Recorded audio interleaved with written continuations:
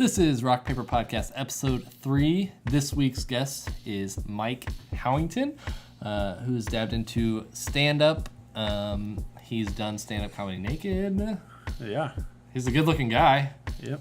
Yeah. Very cool to have on the show. We talked about all sorts of stuff. Game of Thrones, him doing comedy in not only St. Louis, but in Boston. Sega Genesis, some movies, wrestling. We kind of went all over the board there. It was good talk. Good guy we've known for quite some time. Good kind of reconnect with him, and just kind of get his views on some movies, music, stand-up comedy world, and just random other things. He's followed by Dana Carvey. Not too bad on Twitter. So you can follow Mike Howington on Twitter at Howington55. He's a cool guy. So here is episode 3 with the wonderful, the handsome Mike Howington.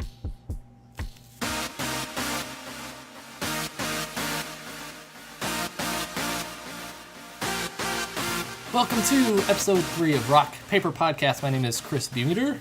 I'm Shane Presley. Remember, you can follow us on Twitter, Rock Paper Podcast without the T, on Facebook, Rock Paper Podcast, and you can find this podcast on SoundCloud. Search for Rock Paper Podcast.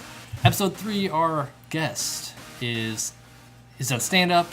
He's just an all-around awesome guy. Mike Howington joins us. Thanks for coming on, Mike. Hey, guys. Hey, fellow Mike. classmates, too.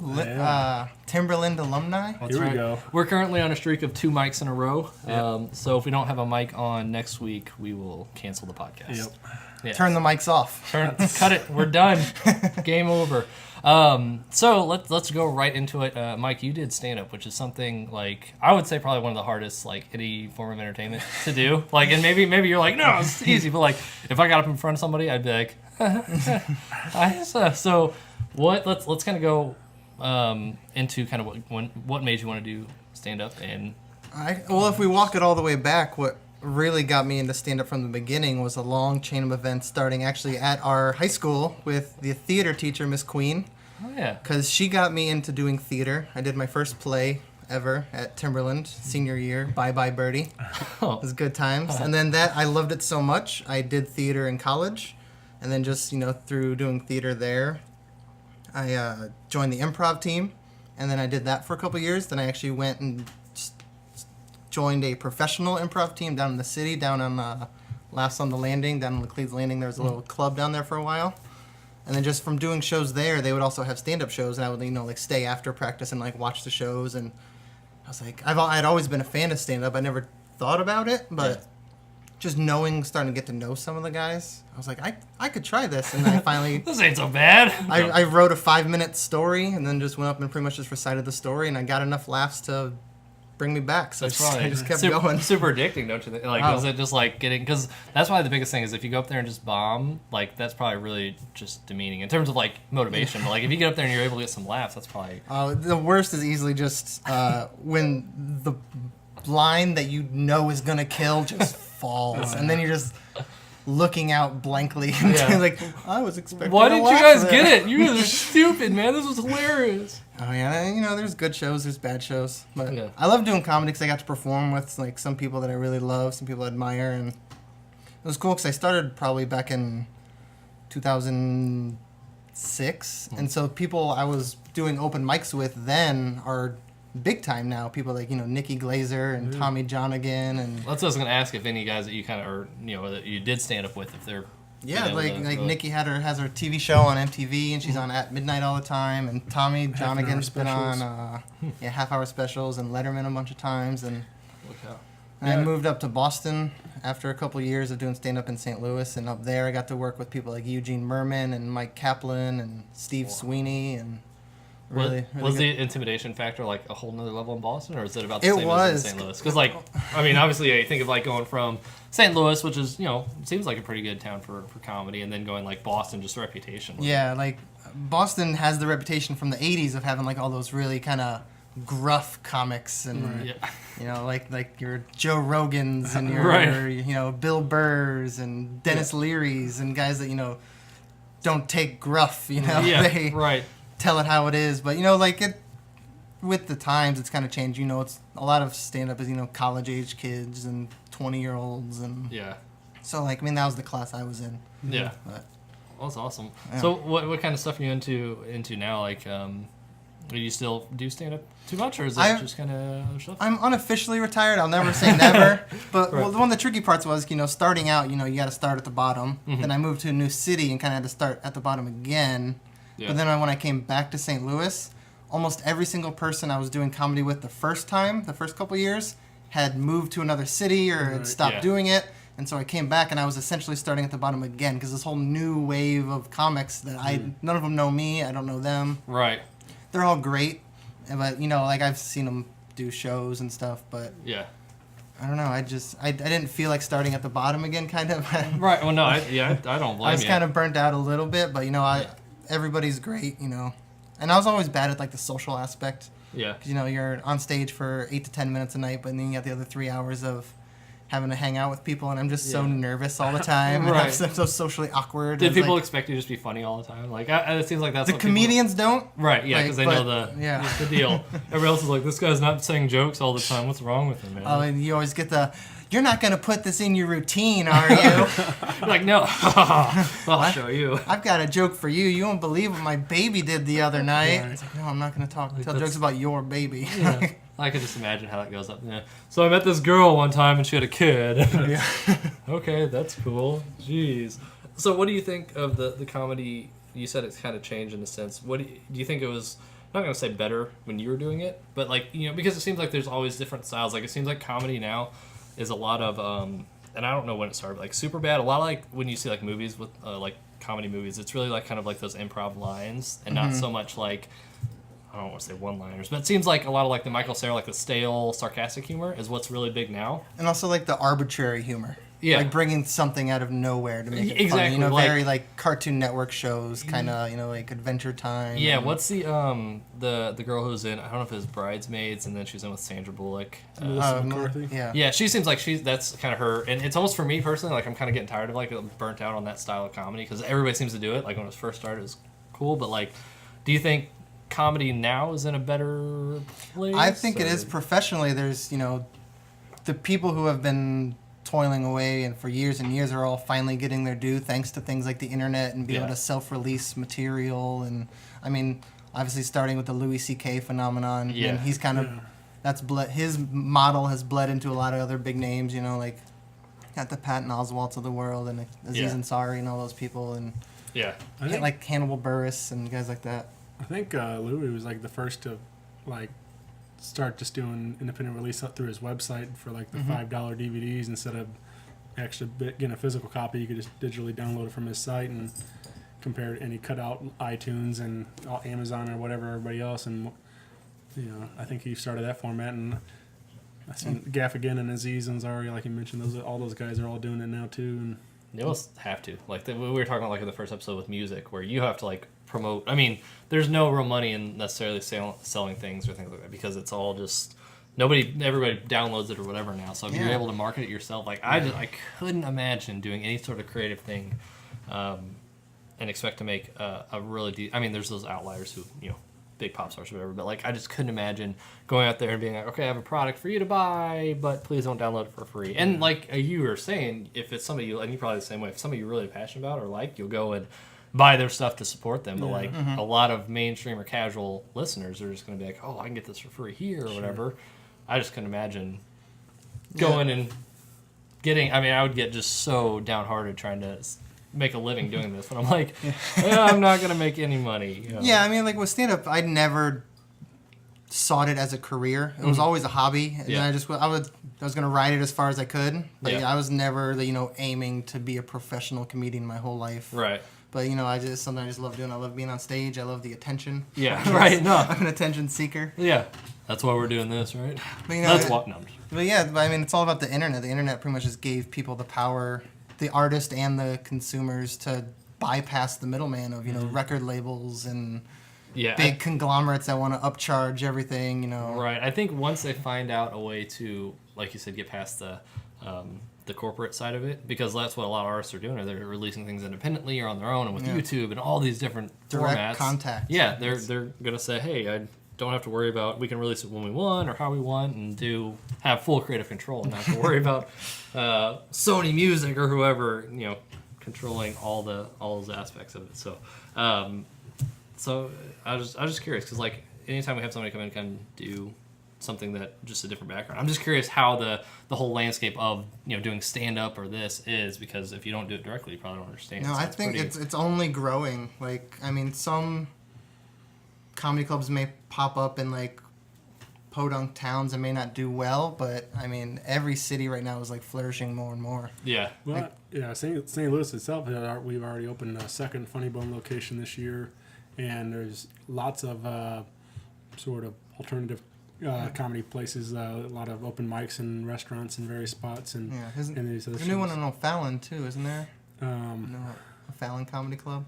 Yeah, they're doing I don't think it's full comedy, but they've been doing comedy shows at this R&B club in O'Fallon, Missouri, and they've also been doing some shows like some other stuff at this Rendezvous cafe. So just they got a little showroom kind of thing, but not really a traditional comedy club. And that's kind of what I was saying. Like a lot of these, other options are there, and that's the thing. The nice thing about comedy is really all you need is a mic and a PA, and you can put together some sort of a show. Yeah. Like there's the bare knuckle comedy. Like those guys are doing it like real indie, and they're having success. They've been going for years now, and they put on good shows. If you can spread the word through Facebook and Twitter, and you can build up an audience through that, and then you get people to come out for a couple bucks. And So what about the naked comedy?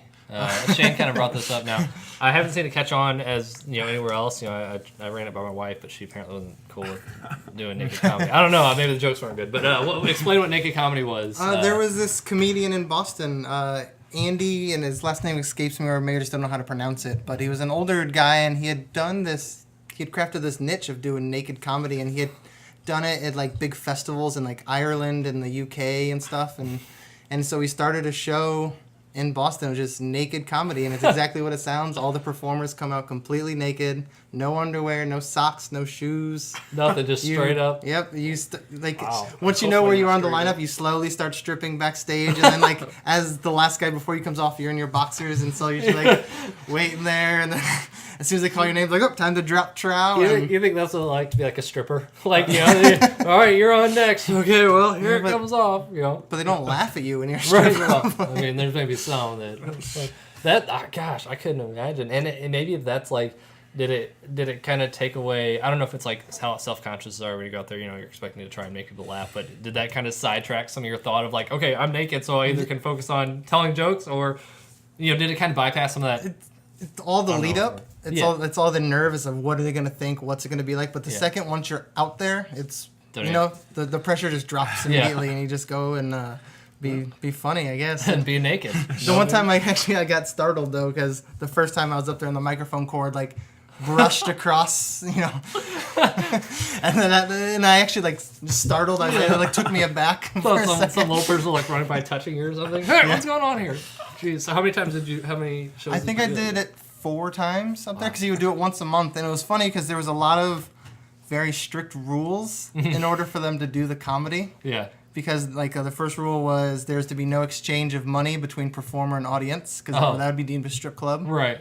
There's to be no physical contact between audience and nude performer. Yeah. And I think that's why you stopped, probably, right? Yeah, probably. You're like, wait a second. So I have a whole bit where I just go into the crowd. Yeah, you do the crowd surf. And then actually the kind of weird rule is you had to go out naked. You could not strip on stage. You had to just appear naked. From start to finish, you had to be naked. So as long as you followed those rules, you could. It was like legal within the city of Cambridge, Massachusetts, because that's where the show was, a little black box theater. Did the crowd know that's what was happening? Like, did they know, hey, this is naked stand-up night, or like, what's happening? It was probably 50-50. You could definitely tell. Most of the guys would always get uncomfortable. Yeah, right. And it was funny because there'd probably be about 10 performers. 7 or 8 would be comedians looking for stage time that would just be willing to do it. Yeah. The other 3 or 4 were just exhibitionists who wanted to be on stage They're naked. Like, finally, my calling. Yeah. And so they would just come up and just talk. Sometimes they wouldn't even tell jokes. They would just talking to a microphone for 5 minutes while they're naked. Just want to be naked in public, and their freak flag fly. that was their outlet. Man, good This is life. the legal outlet. Right, that was the best day of their life right there. I did stand up naked, and I didn't even tell any jokes, man. That's awesome. Jeez. Yeah, it was a good time. I'd do it again if I could. You know, it was. Got a couple girls to come talk to me after the bar, at the bar afterwards. It was like really surprising how like open people were to it. It was Well, cool. I'm sure there's like a level of confidence, but like that dude just went out there and literally bared it all, man. Like, He was that's something I would love to even pitch to like a fringe festival or something in St. Louis, is like a naked stand-up showcase. Yeah. So, Well, people are really like just at least it's America is like really prude and like afraid of like yeah. people Well, being naked, and it's just like burlesque is really big in St. Louis. It's a really huge burlesque scene, so it's not that many steps further. right, yeah, we're getting there. We're working our way up. But I think one thing, like my wife was always like the breastfeeding in public thing was just like crazy. And like if you think about it, it's like it's just a boob. But like I don't know, it's just it's crazy. But like yeah, I could understand. Oh my god, there's a bunch of naked guys, telling jokes. But eventually, I think it's probably just a shock factor. Than like, oh hey, he's telling jokes. You probably after a while you've seen. I honestly, I think the audience forgets about it after a while too. Right. And it was cool with Andy, the host. He would come out, and part of his bit while naked is he would do headstands, and he would do these crazy like spread eagle kind of jokes that would like allow to get all the weirdness out of the way just up front, and so just everyone else just stood there. That's awesome. That's what I was thinking. How many people just like walked up and like, ooh, a quarter. Awesome. What are you really doing? Oh, it's behind me. Let me pick it up real quick. Jeez, that's crazy. But that's awesome. Like, that's one thing is like the biggest compliment I can give somebody is if they can not take themselves so seriously, or they can just say, you know what, I'm just gonna go for it and just Yeah, I definitely don't take myself seriously at all. Right. If you can laugh at yourself and like if you can bring have somebody kind of laugh at you and you're cool with it, that's best thing, instead of trying to make fun of somebody else. It worked out because it was in my prime skinny days. It was when I was at my absolute smallest. Yeah, it was your bodybuilding days, and you just ended a competition. You're like, I'll do some stand up here and see. That's what I miss about Boston the most is you were forced to walk everywhere because it was like a transit city, so I had no car, so just walking to the subway, and so I shedded 30 pounds without trying, over the course of like a couple of years. That's awesome. I'd love to go to I've lived in a couple different places, but nothing, North Carolina and Colorado, but that would be awesome to go to like New York or Boston, or just to kind of see, because it's such a big reputation, like these big, awesome cities. And even those two together, it's great because there's like all sorts of little bus companies that for $15, they just ride a bus connecting the two cities together and go down and see what's up. That'd be a blast. Heck yeah. Fun. We'll go. Let's go right now. Yeah, absolutely. You said you just bought spent some money on vacation. Where you going? You said. Well, we got two coming up in August. We're going to Chicago for Lollapalooza. Then the big event after that is over Thanksgiving. We're going to Costa Rica. Oh wow. Nice. Yeah, I'm gonna go pet some sloths. That's my obviously. That was the first thing I thought of when you said Costa Rica. That's really my one true goal. He's probably going to pet some sloths. I want to pet a sloth and walk across a rope bridge. Yeah, right. Oh man, that'd a rickety one. Rickety one. Yeah. Can you make this more rickety? Yeah. Sir, we're pretty safe here. Make it. Can you go and stomp out a couple boards, please? Okay, honey, shake this for me while I walk across it, please. Jeez. So who are you looking forward to see at Lollapalooza? Broken Bells is going to be there, Childish Gambino, and the big event for me is Outkast, of course. Oh, wow. The legendary. I'm seeing them at Lou Fest. Yeah, I might try to go to Lou Fest too, try to squeak that one in if I have the funds. You said your bank account got sad when you bought it. Oh. You said Childish Gambino. I really like that. I'm a lot like I like Donald Glover for the longest time, I didn't even know. I didn't even know that was Donald Glover. I'm like, that's a Dare comedy guy. Yeah. And then I was like, my buddy's like, yeah, you freaking idiot. I was like, oh. And then I heard the song. I'm like, I never heard another song. It was just like my head exploded because I was like, that's who it is. Okay. Yeah. It's funny just because his rapping started as a side project, but now that's the main thing. Like he's put comedy and acting completely to the side, and he's completely focused on rapping now. I love it all. He's a super talented guy. And the raps are funny too. Like it's almost like comedy. Yeah, clever wordplay and. I remember one of the jokes he did, and it cracked me up. Was he talking about being on Twitter, and it was I know exactly what it's Don Glover, and it looked like Dong Lover. Why no one tell me my name's Dong Lover? I thought that was the funniest thing. That's hilarious. So like, you said you listened to a lot of podcasts. but this is the first one you're on. You're Yeah, welcome. I'm My the first, God. Yeah, I officially get to be a guest on a podcast. I've gotten to interact with them. Like I've been out to LA 2 different times, and I got to be. I was a VIP guest of Adam Carolla at the live taping of one of his Adam Carolla shows. Oh wow. And then I also went to a taping of Doug Loves Movies and took my name tag and got picked for my name tag, so that was really fun. That was an awesome show because I had like Thomas Lennon from Reno 911 and Zach Galifianakis. Oh wow. That was a good show. So how that did you get to hang with Adam at all, or? Yeah, I got to meet him a little bit because I was in the contest because he's doing a movie right now. Right, you remember stuff you were. Yeah, I was and stuff and I was trying to get promoting people- it pretty heavy, getting people to vote for me and Right. stuff because I was Yeah. up for a role in the because he's doing a movie about stand-up comedy and he wanted amateur comics to play the amateur comics in the movie, like doing sets and stuff. Yeah.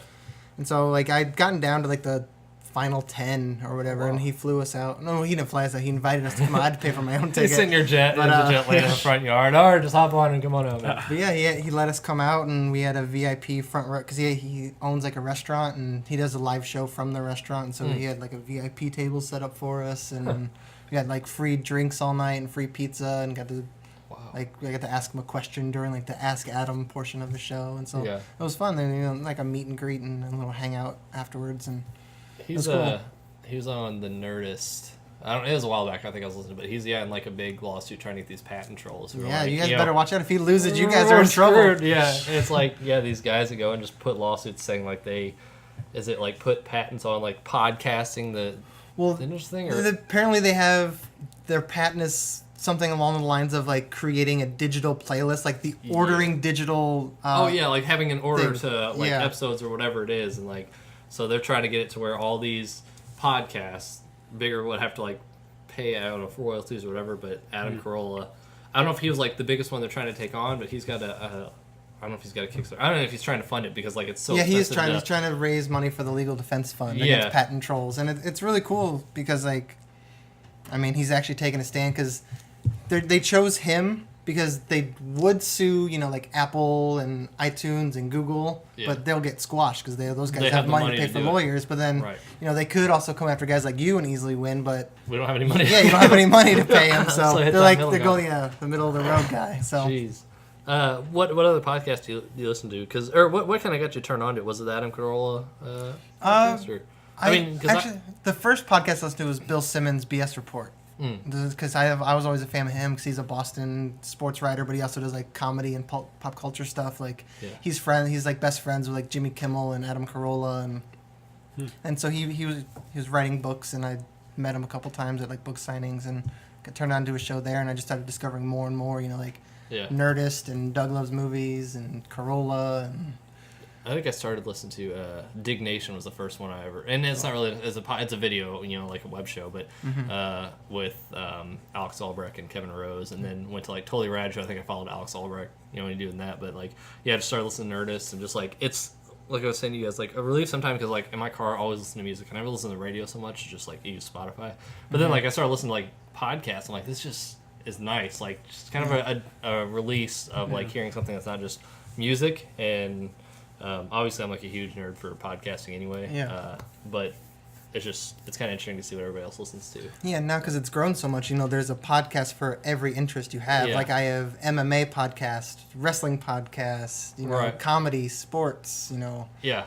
Whatever you want. I listen to a lot of the comedy stuff. And it mainly starts as a fan of their comedy, and then I find out that they do a podcast with another comic. And but I listened to About Last Night with Adam Ray and Brad Williams, and the Crab Feast with Ryan Sickler and Jay Larson, and those and they always bring in other great comics, so it helps me stay current and fresh with comics and comedy, and then whenever they're coming to town and things. It seems like the biggest categories for podcasting, at least looking through iTunes, which is obviously the place to go for, is comedy and tech or pop culture. Those are the two kind of seems like the biggest and you should genres. Know kind of helpful tidbits or interesting stuff, Radio Lab and yeah.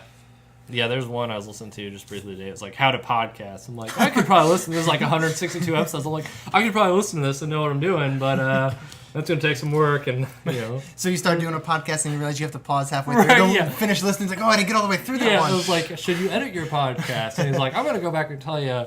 But the dude, knows what he's doing, So I wish I knew enough about something, like I was dedicated enough to do. Maybe one day I'll do one about podcasting. And they'd be like, yeah, there's 8 other episodes or 8 other shows that do it better, but it's always just been fun to.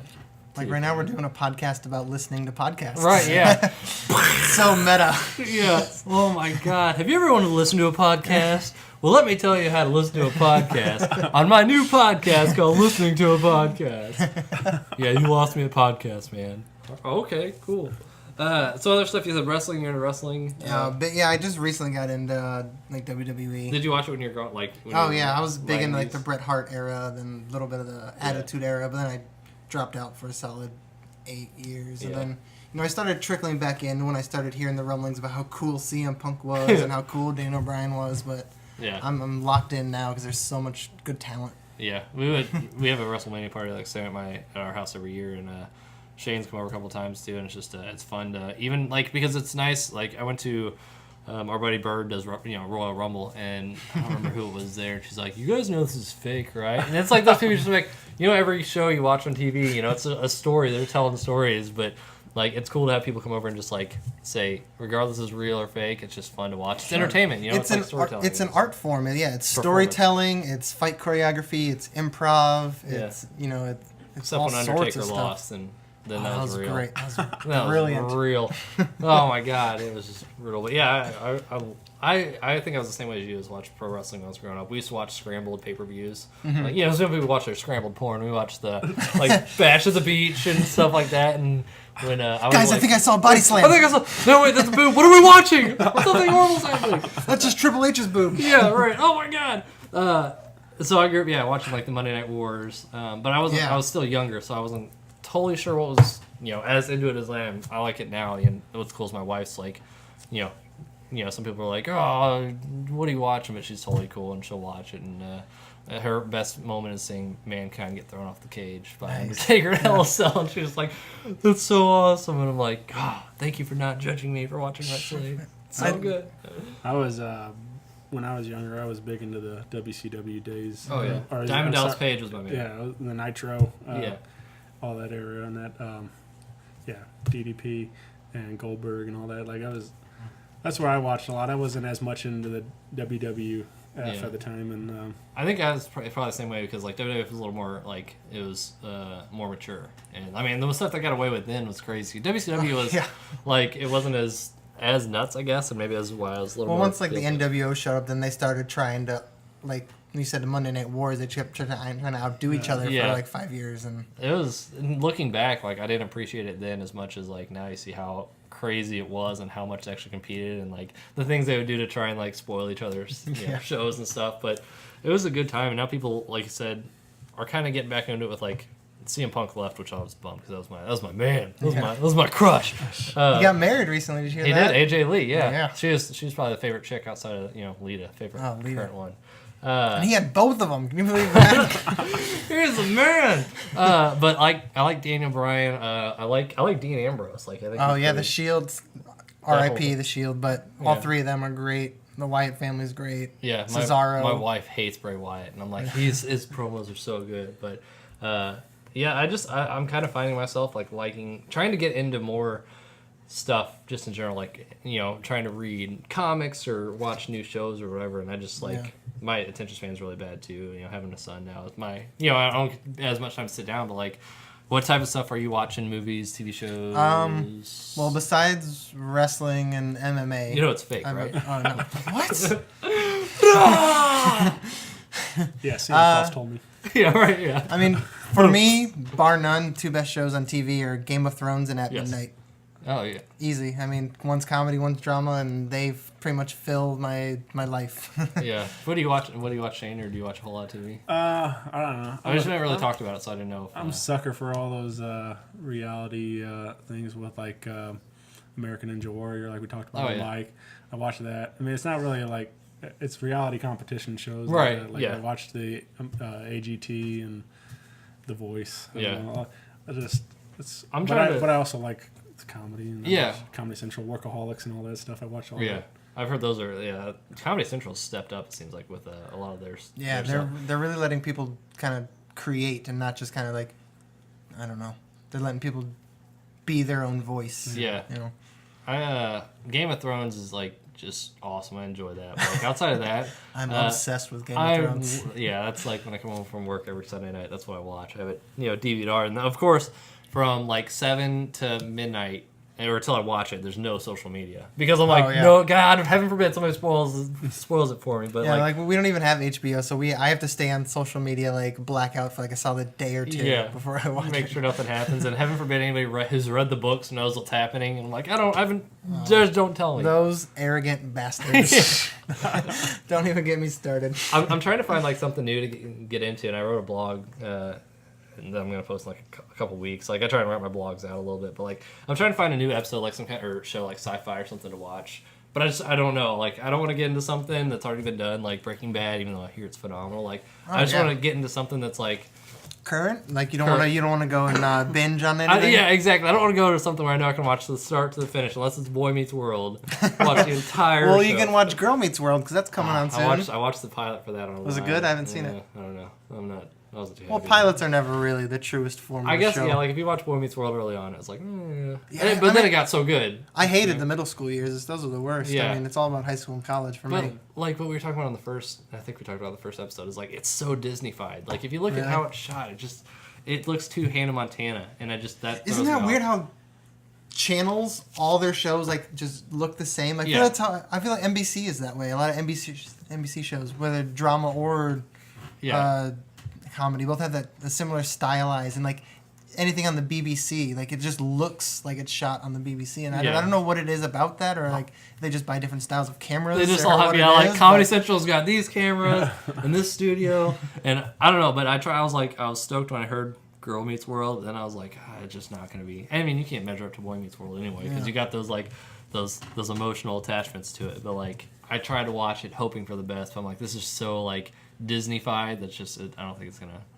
I could be wrong, but I just don't think it's gonna catch on. I think that'd actually be a fun game, is watching a bunch of pilots and then just based on the look, figure out which channel they're on. Yeah. Like without any prior knowledge. This is definitely AMC. How do you know? Well, there's zombies, and I haven't watched Walking Dead. That's one thing everybody's like really into, and I just haven't. I watched season 1 like in one night.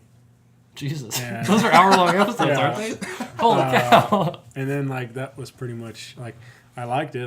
That's why I watched the whole season. But I never went back and watched anything else after I haven't started season 2 at all. But I don't know. It's like I liked it a lot, but nothing. I don't know. And all those shows like Game of Thrones and Breaking Bad, all these like heavy shows, series that everybody talks about. It's like. I mean, I'm sure I like it. It's just, I don't know. It's hard for me to dedicate that much time to sit and... Especially if they're all hour long. Like, that's what's hard for me. And I think, like, I just want to have, because I think if people talk about it, like, if you have friends who, like, watch it, you can kind of, that helps. But, like, if I was the only one watching Game of Thrones and it wasn't as popular, like, I'd just kind of be like, this is my own Well, that's what Reddit's for. Right. Yeah, right. I just, like... I Walking Dead, like I really wanted to get into it, but like I think I'm just over zombies in general. Like I don't know. It seems like everything's zombies now, and that's just for me. I'm just like, but it's apparently a phenomenal show, and I'm the outcast on it. Well, it's also like if you're watching Game of Thrones and Breaking Bad and Walking Dead, like those shows are all so grim and so heavy that it does start to wear on you, and there's really no happy moments. Right. Or if there are, that's very few and far between, and or just gets squashed immediately as soon as. Yeah. I think like I want something to, I guess, carry me because it's such a long gap between Game of Thrones seasons. So I'm like, I want to just watch something that I'll be excited for when I'm like, oh, it's Tuesday night, freaking whatever's on. And I was watching Parenthood, which is actually a really good show on NBC, but that's done now too. My wife was into that, but that's a pretty good show. But like, I just want something that's like kind of, I don't know, not so sitcom-y or whatever. I just want like what was I was gonna try and watch Defiance on Sci-Fi, and I think it's like St. Louis. That's what it takes place in St. Louis. But I think I watched the first. Yeah, right. Yeah, they were right. The arch does come down, guys. Watch out. But I don't know. I just haven't found that thing that's Game of Thrones to me, where I'm like, this is. Well, it's because it's the best made phenomenal show on TV, so there won't be any Game of Thrones. Fucking HBO, just amazing with all their programming. I've heard Fargo is good. The reboot of the TV version of Fargo. I've heard a lot about. And like I haven't done any of the FX shows. I've heard they're all good, like Sons of Anarchy and Justified. Those will probably be ones I start, in the off season of Game the of big Thrones. shows. And Yeah. You guys catch Undateable yet? Oh no, I haven't, but I love Ron Funches. Well, the whole cast is amazing. Like it's a great show, and the writing's really great. And, What channel is it on? I don't think I've heard it's on NBC on Chris D'Elia. Thursday nights. it. Sounds familiar, but I'll have to check and see. I don't think I've seen it. Me and Stacy been watching it, and we love it. It's just funny stuff, man. Wait, so it's not Game of Thrones? No, That's stupid then. Yeah. Jeez. Why So there's not incest or child murder? Yeah. No. How many dicks are there? Not after the first episode. God. Is Ned Stark in there? What's that guy's name? Sean Bean? Sean Bean, yeah. Does he die? Spoiler alert. You gotta say that before you spoil it. Sorry, guys. Oh, man. So what's Undateable about? Well, it's 4 comics are the cast. So right off the bat, you got a great lineup of funny guys that they could feed off each other and stuff. And but I guess the premise is there. Brent Warren's character is a bar owner, and they're all like hanging out in his bar, and they're kind of like 3 loser dudes. And Wait a second. yeah. We could. Wait. What? There's a non-fiction story here. Sorry. And Chris D'Elia, his character's kind of like the ladies' man of sorts for the show, and he's kind of helping him out. And he ends up like asking a girl out in the beginning, so he's trying to, and then they end up like kind of roommates, I guess, and working that. Shenanigans ensue. Yeah, right. Yeah. So it's great though. Like just so many of the lines and plus Ron Funches and man, I can't think of his name now. Something Glassman is another minor character, but he's anything those two say is just so funny. Yeah. Yeah. So They kind of tried to do it with what was the show with Seth Green, something about No dads. Dads? Yeah, Oh, that- I heard that. oof. I guess was that a Seth MacFarlane Yeah. thing? Yeah. So like I don't know. It's some shows like you think because like I'm a big fan of I like Seth MacFarlane, but Seth Green I like too. But I apparently didn't work out. You can't force. I feel like the kind of just real lowbrow humor that they do on Family Guy doesn't really translate to like live action comedy, which is what that was attempting to do because it was all like race-based jokes and sex-based jokes, and that was kind of just it. That was it. 10,000 or whatever, 1,000 Ways to Die in the West or whatever. Not yet. I heard it was really funny, but then I heard people say that all the funny parts were in the commercials, and so like I'm like Ted was that what it was? Ted with the bear. Mm-hmm. So, like that was okay, but it's the same thing. Like when I watch Family Guy, there's a lot of jokes. I'm like that's awesome, but then like if I watch any type of live stuff, well, maybe not. for me, it's hard for any comic movie to comedy to be great because I've been ruined by so many other Step Brothers and Dumb and Dumber have like ruined me for any other it's hard, it's like, oh yeah, it was good, but it wasn't, Step Brothers good or whatever. It's like that kind of thing. Like they're in a whole new league of their own. And Did you see the Dumb and Dumber 2 trailer? Yeah, I don't know. That's great. Yeah, like some of the stuff like it was pretty funny, but then it's like I'm hoping they don't like overdo it. Yeah, it's like some parts were a little overtly crass, and I thought. Yeah. I mean, the first one was too. It had a 45-second long diarrhea scene, right? But yeah, it didn't rely on it. So I'm just hoping they don't have to rely on the gross out. Yeah.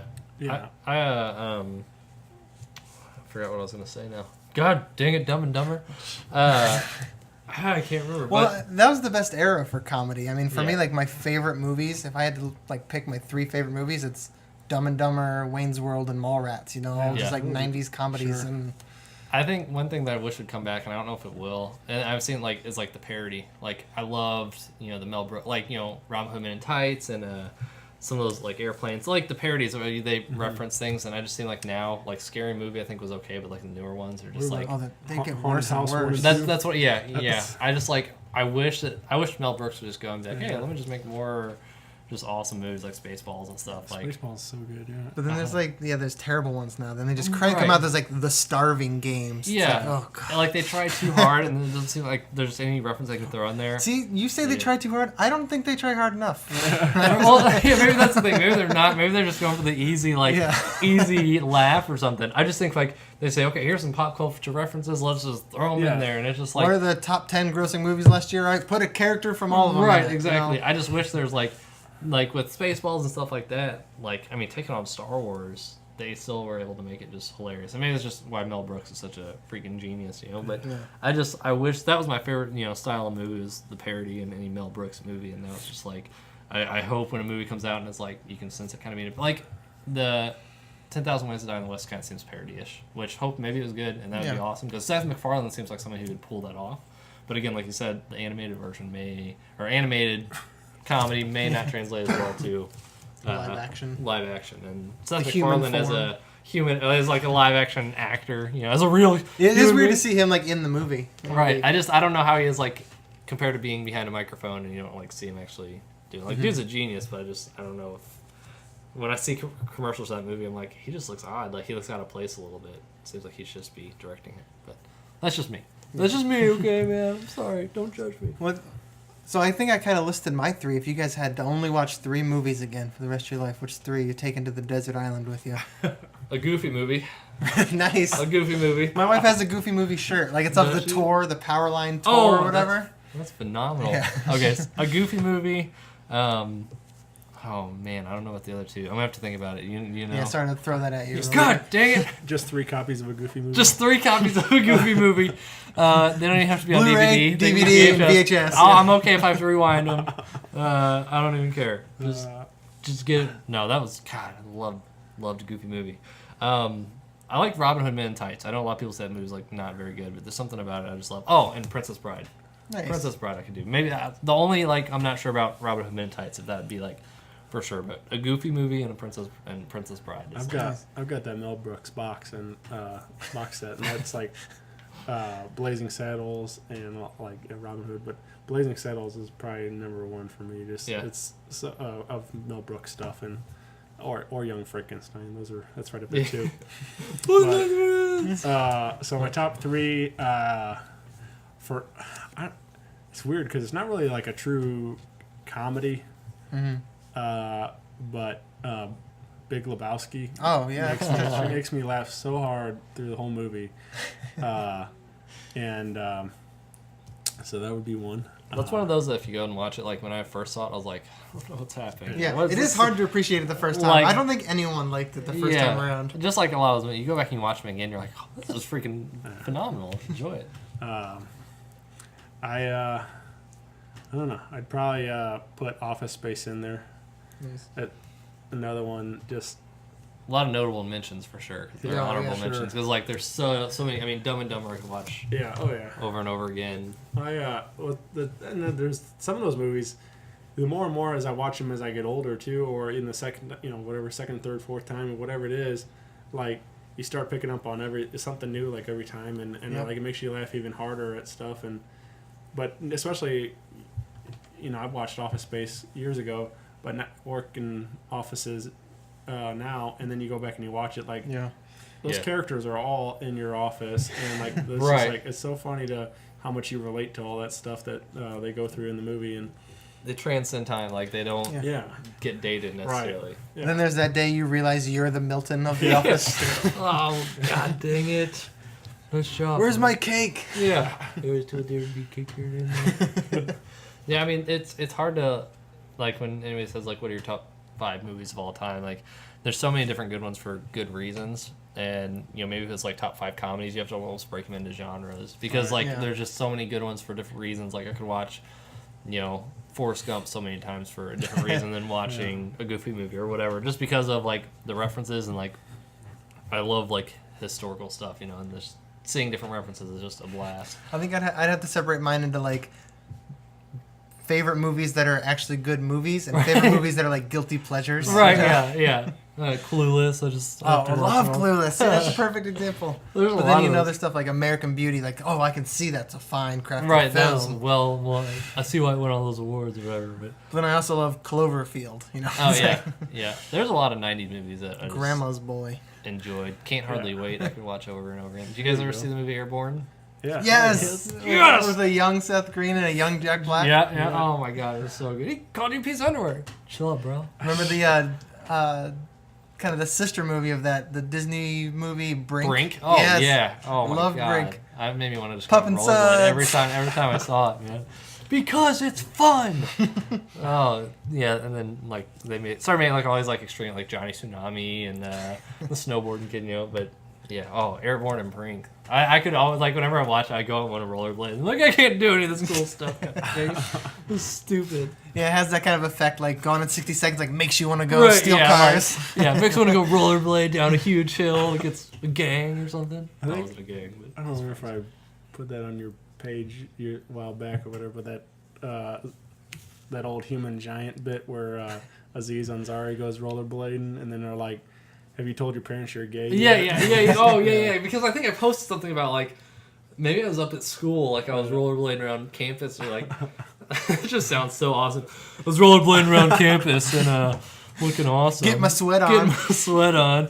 My shorts were a little baggy than I wanted them to be. But I remember you posting that. I'm like, oh, he's probably so right. It's so funny because he's like, they made him like sign a contract that he had to tell his parents he was gay to rent rollerblades and stuff. So funny. It's not as big as like it used to be. That's for sure. I don't know if it was ever big, but like I remember we were at a thrift store a little while ago, and there was some blades in there, and I was some blades. Some blades. I don't know if I'm in on the lingo. Right. Yeah. Get out.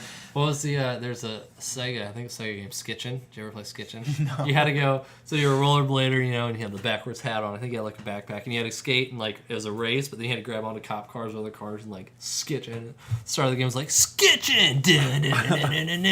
It was just really 90s cheesy. What was the fighting game on Sega? Streets of Rage, where the one character was on the roller skates and he had like the boxing gloves. He could and kick and the game was like it was violent. He stabbed people with knives and stuff. There's a game called Balls too, and it's just a bunch of like it was like a Street Fighter type game, but it was just like all these characters were made of just balls, and I don't know something about it. There's like a snowman, and it was really weird. But like, did you guys ever hear of like Sega Channel in the '90s, where you had like it's awesome for like $15 a month, it hooked up to your cable. And you get like 50 free games every month, like all these Sega Genesis games. That's pretty rad. It was for good grades on my report. I don't want to brag or anything. It was pretty awesome. I haven't heard too many people had it since. Yeah, I think my good grade reward was whoever got between me and my brother the better grades got to pick where we went to dinner. Oh yeah. But it was funny because no matter who won, we were going to Ponderosa, and no matter who won, my dad was pissed that he had to go to Ponderosa. All right, where do you want? Ponderosa. Okay. Yeah. Oh man. I had the Book It Club, so we ate the personal pan pizza. Oh, nice. Oh yeah. Classic. Yeah, there you go. That was a good time. I saw something on the news the other day. Obesity. And it seemed really like terrible that it was these people and they have like an ice cream truck and they're going around and they're playing ice cream, and when the kids get up to it, it's just like books and they're like selling books to kids and it's like ice cream. No, you just get to buy a book, and they're like, what's really good is we trick the kids with the ice cream man. Don't read too fast, you're gonna brain freeze. Right. Yeah. I'm just like, that's kind of rude, man. These poor kids are like, it's not a.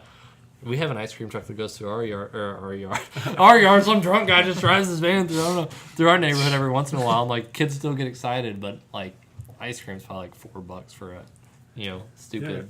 Yeah. I feel like I've never seen a new ice cream truck. Every ice cream truck that's out there is the exact same one from when we were like 12. It's never like the most inviting thing. Like they never look welcoming. It's always just a van. Like it's never like decorated where like a flap comes up and you're like, all right, here's your ice cream, Sonny. It's always just like, yeah, well, I couldn't get my job, so we're out of that one. Pick another one. I don't got any quarters. No, we don't have change. We're all out of sherbet. Get out of here, kids. But, sir, I just want some ice cream. Heaven forbid, like you can get out there in time when the ice cream man truck, like the truck actually gets there. I just with today's world, I don't think you'd be able to. I would let my kid run out to an ice cream truck. I'd be like, let's go to Fritz's. Don't worry about it. We'll get your ice cream stuff. It's all right. Goodness. So what do you are you playing like any video games or anything? Are you much of a gamer? I don't remember. I get into like 1 or 2 games a year, and I play them for like 3 weeks straight, and then don't touch them anymore. All right, good. I'm not the only one. That's kind of how I am. I like there's just certain ones will pique my interest. Like I've played the 3 Batman games over the course of the last couple of years, and I'll play every Call of Duty, but I don't even do multiplayer because I'm bad at that. So I do the campaign and I'm done. Yeah. See, I have a horrible attention span. That's how it is with anything. I'll play a game for like Grand Theft Auto. I was like, this is awesome. Oh my god, the storytelling. I'm like, I don't know how to play it until like 5 months later, when everybody's moved on, because like I was watching E3 and they mentioned Grand Theft Auto, I'm like, oh yeah, I want to go back and play it. But it's just like the only game I consistently play is hockey, like NHL 14, and that's about it. But like I wish I gamed more, because like there's so many games I hear people talk about. I'm just like, oh man, I want to be a part of your group, guys. I want to be able to be excited, and I just can't do it. Bums me out. Yeah, it's cool because we got I built like a little bare bones theater setup, and like a projector, and I got like raw screen material and built like a frame and wrapped it around, like stapled it, and so I got like this sweet like 8-foot by 4.5-foot screen in my basement that we got the PlayStation hooked up to it, so it's fun to throw on some like Portal or some Call of Duty and play on the big screen with the sound going. It's pretty rad. I played Mario Kart 64 last night, and I was like, oh yeah, and then it reset all of them. I'm like, oh, I think my N64 is dying. I was bummed. That was alright. You had WCW NWO Revenge. I do have Revenge. The first one I remember was World Tour, and like I remember you had to play through the whole championship thing. Like you had to beat all these guys, and I remember our cat Ozzy freaking sat on the reset button while we were going through. Oh no! Oh man, you freaking jerk! But yeah, we have No Mercy. We have Revenge, and I think WrestleMania like 2000 or something like that. I'm pretty sure when I was in high school, I spent most of my freshman year playing Royal Rumbles on the, or I guess they call them Battle Royals because of WCW. Yeah, it's good times. I enjoyed it. I enjoyed the old gaming, and I wish I could get into it now. Like, I'd love to. I was looking the other day for like freelance writing jobs for like video games, but I'm like, I don't have money to go and buy a bunch of video games, and I don't have an Xbox One or PS4, so I'd have to be. I just like it bums me out. But I would love to get back into gaming because I used to be so into it, but now I'm not. Responsibilities and money. Oh gosh, responsibilities. I hate growing up, man. It's such a bummer, man. I just want to spend my money on me, okay? Why does my son have to eat? Yeah. Jeez. Good stuff. Man, isn't 10 years old enough to stay home? Why do we have to pay for summer camp? Yeah. It's like $1,500 just so we can go to summer camp. That's stupid. Oh man, so we got a few minutes here. Let's we put some like questions, see what people wanted to ask Mike Howington. Oh goodness. So Shane's got a few of these questions on the phone. There's only a couple. Yeah. First off, a shout out to your mom for saying how much she loves you. That's exciting. I'm her nice, boy. Right? She's your boy. And I will be impressed if she ever finds a way to hear this. Oh, I'm gonna. Is she on Facebook? Yes, I'm gonna add her as a friend. Like, you don't know me, Miss Howie, but this is cool. She's classic. We're like. I remember her now from school. She'll like say, "Hey Mike, how's it going?" on my Facebook, but she'll do it by commenting on like a photo from like 3 years ago. Oh, that's awesome. We put it on our Facebook page, and with our tens of listeners, me being one of them. Yeah, so our nines. And that beautiful headshot, man. Every time I looked at my phone, it was like somebody liked da-da-da. I'm like, oh, they like the page. I'm like, oh no, they just like Mike Howington's picture. That picture, like, those are some free headshots because I found you scratch my back, I'll scratch yours because I had a buddy who was in photography school. So he just needed a subject and I needed headshots. So we're just like, hey, my buddy was match a new model in a drawing class. That was awkward. I didn't draw, but my friend did. Felt bad for him. Well, you can come to the Naked Show and draw me while I'm doing my comedy. Let me know, man. I'm there. That'll be so horrible. There's one part of you that's huge. That's the only thing I can draw, man. I just draw dicks. What's that? Super bad reference where he's just drew dick all the time. Yeah, that's all I can draw. All right, so how many questions are there? So I think we have pretty much. Steven asked, "How'd you become so handsome?" Because it doesn't happen overnight. No, obviously. I mean, First off, what I noticed is like you have like a cowlick back here that I have too. It's the worst. Does it drive you nuts? If it gets so bad, I will literally just cut it myself. I need to do that. I noticed that. I'm like, he's got the same problem I do. It's the worst cowlick. Stupid hair. Why am I not cool? Well, I got handsome when I was in Boston by losing all that weight by being forced to walk around. Yeah. But then I got unhandsome again by moving here and having access to Chinese buffets. So they'll get you, man. I mean, I still think you're a pretty handsome guy. Oh, thanks, I never date you. Hell no. I mean, my standards are too high.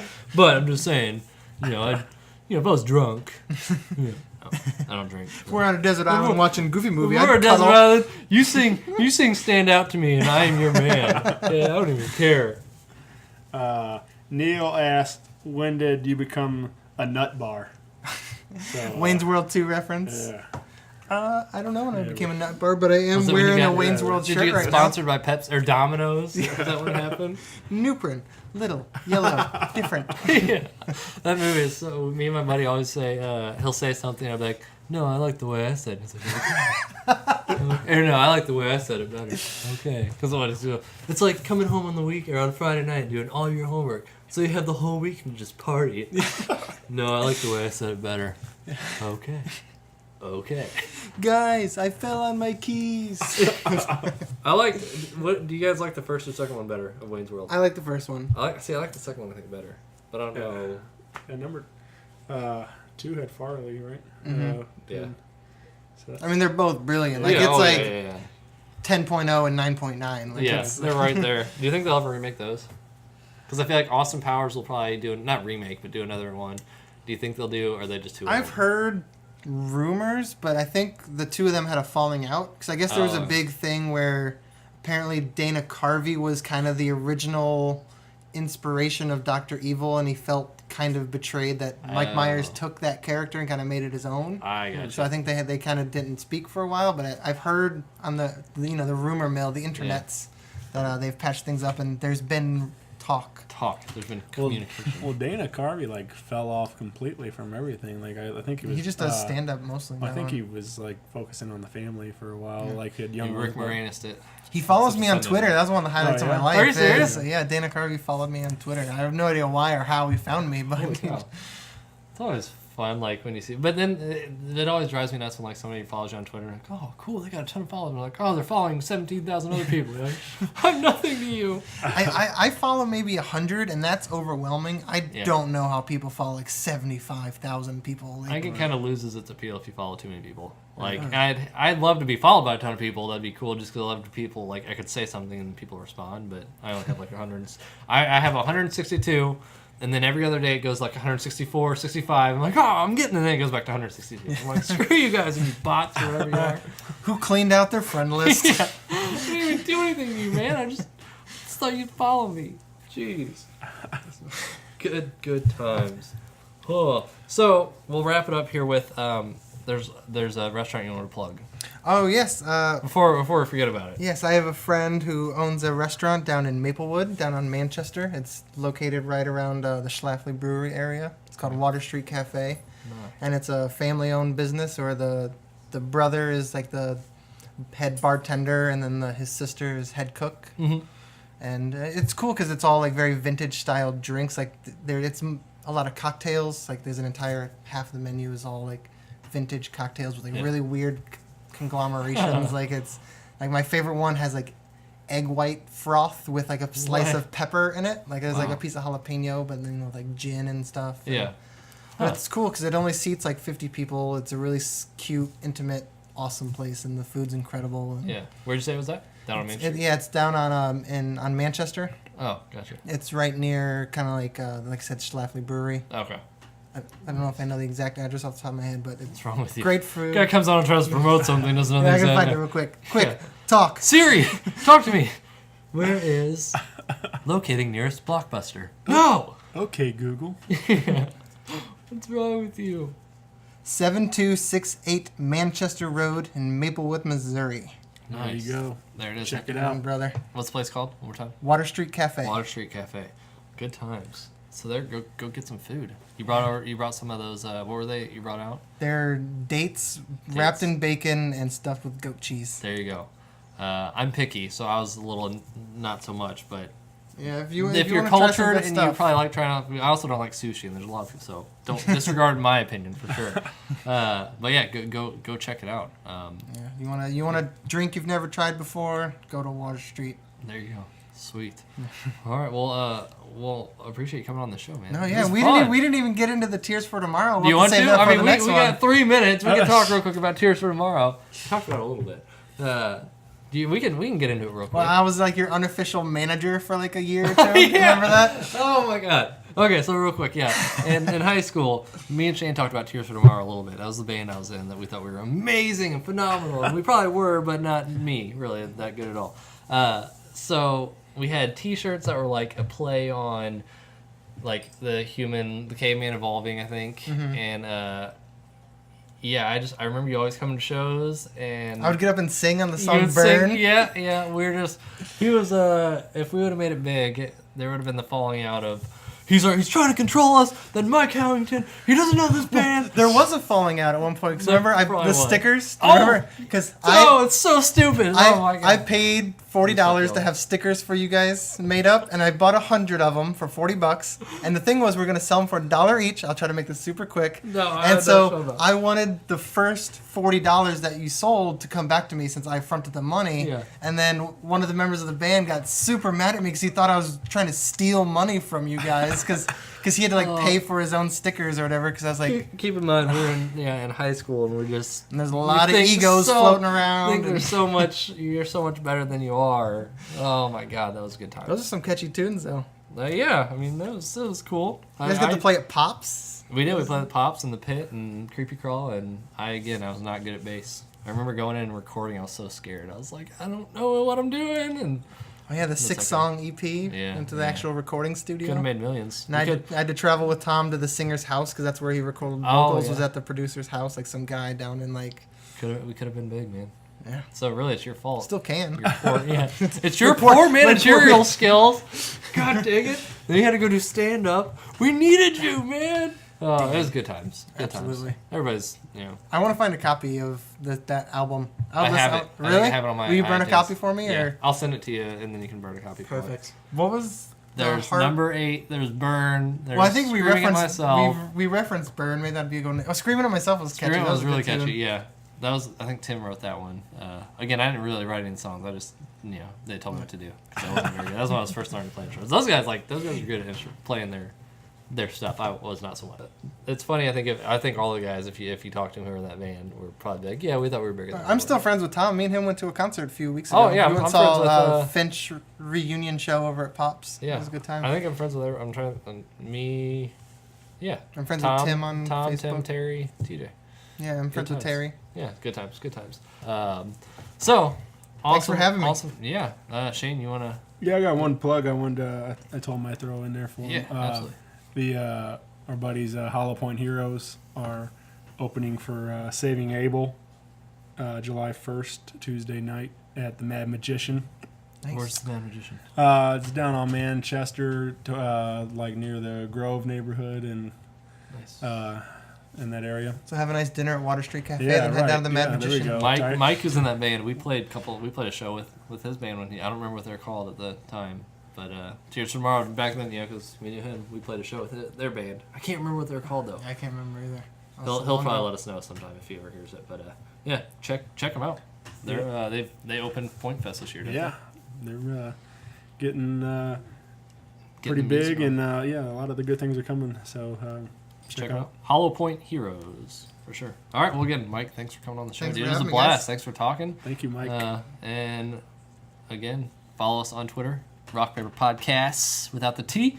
Facebook, Rock Paper Podcasts. SoundCloud, Instagram, Rock Paper Podcasts. You can see a picture of what Mike Howington, how hot he looks right now. And anything else. So appreciate you listening. Until next week, this has been Rock Paper Podcast episode 3. Here we go.